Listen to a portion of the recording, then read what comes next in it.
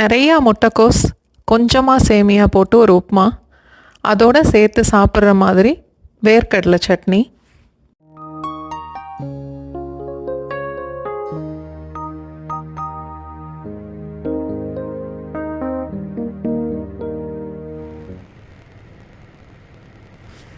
எண்ணெய் 3லேருந்து 4 table spoon வரைக்கும், 2 teaspoon கடுகு, 2 டீஸ்பூன் உளுந்தம்பருப்பு, 2 டேபிள் ஸ்பூன் கடலைப்பருப்பு,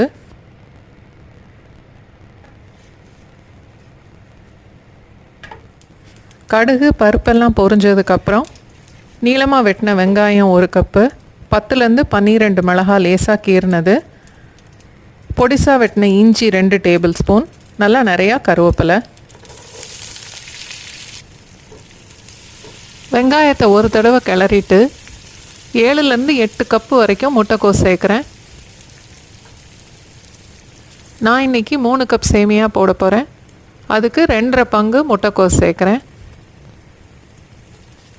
1 பங்கு சேமியாவுக்கு 2லேருந்து 3 பங்கு வரைக்கும் முட்டைக்கோஸ் சேர்க்கலாம்.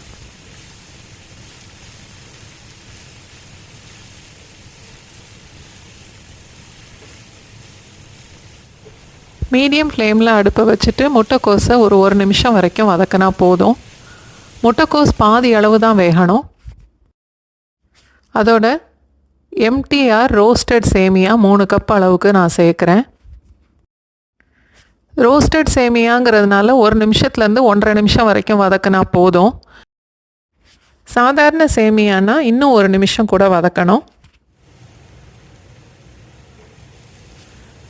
சேனல் சப்ஸ்கிரைப் பண்ணவங்களுக்கு ரொம்ப நன்றி. லைக் பண்ணுறவங்க, ஷேர் பண்ணுறவங்க, வீடியோ பார்க்குறவங்க எல்லாருக்குமே ரொம்ப நன்றி.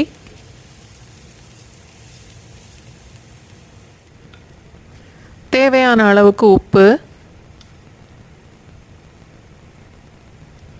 பக்கத்து அடுப்பில் இன்னொரு பாத்திரத்தில் தண்ணி கொதிக்க வச்சுருக்கேன். அதுலேருந்து 4.5 கப்பு தண்ணி இதில் சேர்க்குறேன். எம்டிஆர் சேமியாவுக்கு 1 பங்கு சேமியானா 1.5 பங்கு தண்ணி கரெக்டாக இருக்கும்.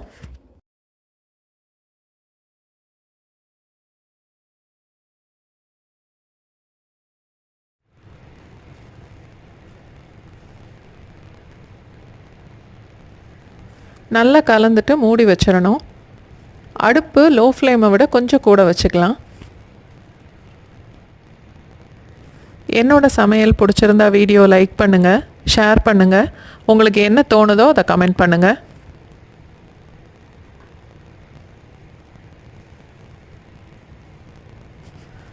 ஒரு நிமிஷத்துக்கு அப்புறம் திறந்து ஒரு வாட்டி கிளறிட்டு மறுபடியும் மூடி வச்சிடணும். சேமியா வேகிறதுக்கு 2லேருந்து 3 நிமிஷம் வரைக்கும் மூடி வச்சாலே போதும். இப்போ சேமியா, முட்டைக்கோஸ் எல்லாமே நல்லா வெந்துருச்சு. தீ அதிகமாக வச்சு சமைச்சா தண்ணி தான் வற்றி போகும், ஆனால் சேமியா வேகாது. 1 டேபிள் ஸ்பூன் நெய், 1/2 கப்பு பொடிசாக வெட்டின மல்லி இலை சேர்த்துட்டு நல்லா கிளறி மூடி வச்சிடலாம்.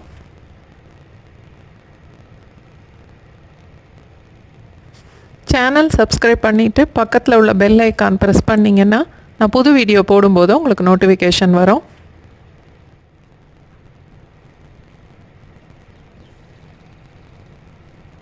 இப்போது உப்புமாவோடு சேர்த்து சாப்பிட்றதுக்கு ரொம்ப ஈஸியாக ஒரு வேர்க்கடலை சட்னி செய்யலாம். 6 இல்லை 7 மிளகாய் வத்தல் வறுத்தது, 1 கப் அளவுக்கு வறுத்த வேர்க்கடலை,